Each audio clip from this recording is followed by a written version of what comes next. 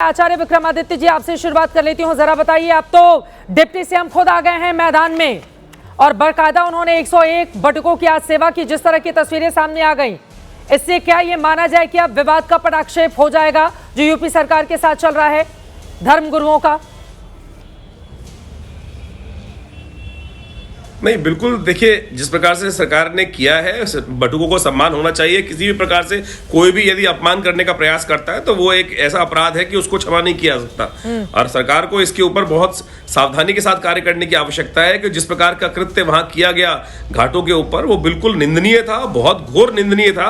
और मैं कहूंगा सबसे पहले तो उन लोग अफसरों को, जो अफसर वहां ऐसा कार्य कर रहे थे, उनको तुरंत से निष्कासित करना चाहिए, सस्पेंड करना चाहिए और उनके खिलाफ कार्रवाई होनी चाहिए। सबसे पहला कार्य आचार्य विक्रमादित्य जी, कार्य किया गया है। 1 महीने से आप लोग बोल रहे हैं पुलिस वालों के खिलाफ कार्रवाई करो, कार्रवाई करो। अगर आप लोगों की बातों को इतनी गंभीरता से लेती सरकार, तो अब तक तो कार्रवाई हो जाती ना विक्रमादित्य जी। आप लोगों की बातों को तो गंभीरता से लिया नहीं जा रहा है। हम भी पत्थर ले ले हाथ में क्या? हाँ, नहीं, पत्थर तो लेने की जरूरत नहीं है, पत्थर तो लेने की जरूरत नहीं है। हम भी पत्थर ले ले हाथ में क्या? आपकी आवाज पहुंच नहीं पा रही है क्या? मेरा ये सवाल है। आवाज ही उठा सकते हैं सरकार के खिलाफ? नहीं, मैं कह रहा हूं हम आवाज ही उठा सकते हैं और क्या कर सकते हैं। इसके अलावा पत्थर हाथ में तो ले नहीं सकते सरकार के खिलाफ। ये ना तो हमारी संस्कृति रही है कि पत्थर लेकर सरकार का विरोध करने बैठ जाएं। सरकार में जिस प्रकार से गलत कार्य किया है, गलत को गलत कहने का हमारा कर्तव्य है, वो हम पूरी तरह से कह रहे हैं और उनका विरोध कर रहे हैं। जिस प्रकार सरकार को क्षमा मांगनी चाहिए और क्षमा मांगने के लिए ये पहला कृत्य किया है, इसको भी ठीक है, ये ठीक कर रहे हैं। लेकिन अब सबसे पहला कार्य होना चाहिए जो जिम्मेदार व्यक्ति है, जिसने इस प्रकार का कार्य किया, जो वहां उपस्थित था, तो उसको सबसे पहले सस्पेंड करने का कार्य करना चाहिए और उसको सस्पेंड करें, निष्कासित करें और सबसे पहला कार्य वो होना चाहिए इस वक्त। ठीक है, सबसे पहला कार्य ये होना चाहिए। यही बातें डिप्टी सीएम की ओर से भी कही जा रही हैं। उनका साफ साफ ये कहना है कि इस तरह का व्यवहार नहीं होना चाहिए, महापाप लगेगा। लेकिन महापाप करने का काम किसने किया, वहां पर मौजूद पुलिस वालों ने, सरकार किसकी है ये बताने की जरूरत नहीं है। लेकिन अभी तक साधु संतों की ओर से बटुकों के अपमान का जो आरोप लगाया जा रहा है, उन पुलिस वालों के खिलाफ कोई कार्रवाई हुई नहीं है। लेकिन आलोक शर्मा जी, माना जा रहा है जो डैमेज हुआ है ब्राह्मण वोटरों को लेकर, उसको कंट्रोल करने की कोशिशों में डिप्टी सीएम लगे हुए हैं। और देखिए, बटुकों की ओर से भी आज जबरदस्त तरीके से यूपी सरकार की तारीफ की गई है। आलोक शर्मा जी, पहली टिप्पणी इस पर आपकी।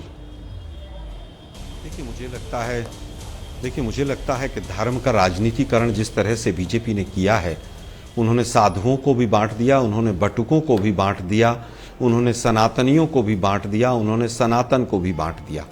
स्वयं जो कह रहे हैं कि हमारी सरकार पापी सरकार है, महापापी सरकार है। अरे भाई, तो किसने रोका था प्रायश्चित करने से 1 महीने से?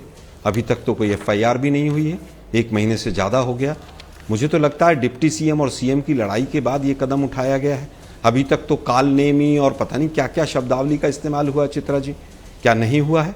आज जिस तरह से शंकराचार्य का के बिना प्रभु राम की मूर्ति की स्थापना प्रतिष्ठा होती है, प्राण प्रतिष्ठा, चारों शंकराचार्य गायब होते हैं। कौन कर रहा है? पूरा देश देख रहा है। आज जिस तरह से सनातनियों के लिए आपने देखा, कुंभ के अंदर सैकड़ों लोग किस तरह से भगदड़ में मर गए, एक चिड़िया भी जिम्मेदार नहीं है। ये सरकार बिल्कुल अकाउंटेबल नहीं है।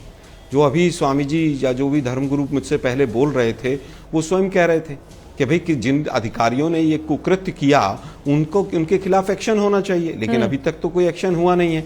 अब इनको कहीं ना कहीं, जो अब आप बात कह रही हैं कि ब्राह्मण वोटर जो है वो कटता हुआ नजर आ रहा है। आप देखिए ना, मुख्यमंत्री महोदय की क्या भाषा है विधानसभा के अंदर, हम भी शर्मसार हो जाते हैं। पत्रकारों को तो क्या बोलते हैं, वो तो पूरे देश ने सुना ही था, ANI के पत्रकार को। लेकिन लीडर ऑफ अपोजिशन की पत्नी को आप बुढ़िया कहकर संबोधित कर रहे हैं। ब्राह्मणों में बड़ा रोष है इस चीज का। जिस तरह से पूरा मैटर हैंडल हुआ है, सनातनियों में भी बड़ा रोष है। बीच में UGC बिल आया, UGC बिल के ऊपर भी जिस तरह से रहा, वो तो सुप्रीम कोर्ट ने उसके ऊपर रोक लगा दी। नहीं तो जिस तरह से रोक लगने के बाद भी दिल्ली यूनिवर्सिटी में विभाजन होता हुआ बच्चों में दिखाई दे रहा है। इस सरकार को केवल वोट चाहिए, डिवाइड एंड रूल अंग्रेजों से सीखे हैं ये। सनातनियों को भी बांट दिया, संतों को भी बांट दिया इन्होंने। अभी तो देखिएगा क्या क्या और करेंगे ये। चुनाव का वर्ष आते आते और आवाज किसी की सुनाई नहीं देगी।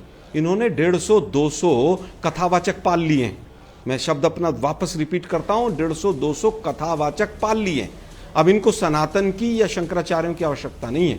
वो कथावाचक जो आसाराम जैसे लोग थे और जो राम रहीम जैसे लोग थे, वैसे लोग इनको वोट दिलवाते हैं। उनकी RSS मीटिंग लेता है, 150, 200 कथावाचकों को पैसा दिया जाता है। बंगाल में और बिहार में वो कथाएं करेंगे और तमाम चीजें करेंगे। उत्तर प्रदेश में भी यही चीजें शुरू हो जाएंगी। और ये सबसे बड़ा डैमेज है कि आप शंकराचार्यों को कथावाचकों से तुलना करते हैं और शंकराचार्यों की आपने वक्त खत्म कर दी। बिल्कुल शंकराचार्य हमारे सनातन के सिरमौर हैं। अब मैं जवाब ले लेती हूँ, अपमानित किया गया है। बिल्कुल, ये हालांकि मामला कोर्ट में भी है और इसको लेकर भी अलग अलग धड़े हैं, लेकिन इन सब के बीच जब तक कोर्ट का फैसला नहीं आ जाता तब तक शंकराचार्य की पदवी अनिल दुबे जी उनके पास तो है ही।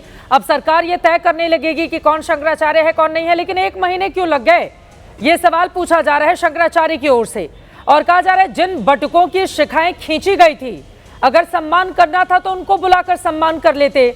अब अपने बटुकों को बुलाकर उनका सम्मान किया जा रहा है और उन्हीं से बयान दिलाया जा रहा है कि सरकार बहुत अच्छा काम कर रही है, डिप्टी सीएम बहुत अच्छा काम कर रहे हैं। तो ये तो चित भी मेरी पट भी मेरी अनिल दुबे जी, ये तो यही बात हो गई ना। जिनका अपमान किया गया वो बटुक कहाँ हैं, उनका सम्मान कब करेगी सरकार? और ब्राह्मण वोट खसकता देख क्या ये पूरा कृत्य किया जा रहा है अनिल दुबे जी, जो विपक्षी दलों की ओर से आरोप लगाए जा रहे हैं?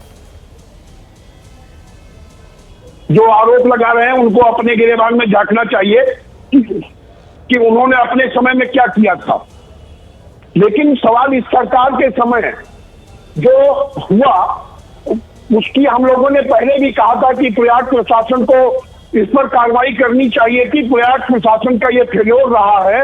लेकिन जो प्रयाग प्रशासन ने कार्रवाई की, उस जिन्होंने शिखा खींची, चोटी खींची, उनको दंड दिया जाना चाहिए।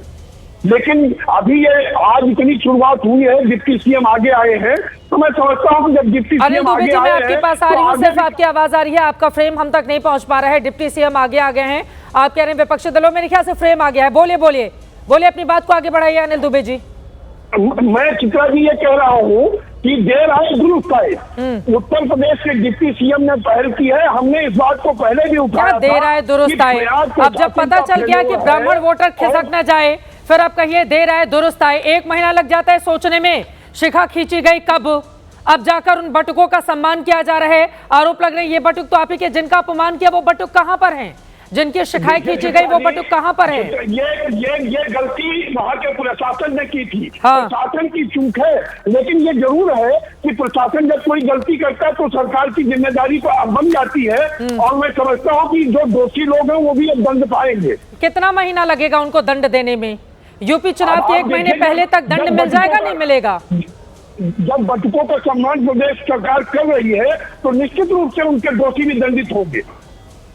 आप भी बता पाने की स्थिति में नहीं है कि दंडित होंगे नहीं होंगे, वो कॉन्फिडेंस तो सहयोगी दलों में भी नहीं आ पा रहा है कि दंडित होंगे या कौन दंडित होगा। अभी तक ये तो फाइनल नहीं हो पा रहा है अनिल दुबे जी। कब दंडित होंगे, कितने महीने लगेंगे, कितने महीने होंगे? बिल्कुल दंड उनको मिलेगा, जिन्होंने ये कृत्य किया है उनको दंड मिलेगा।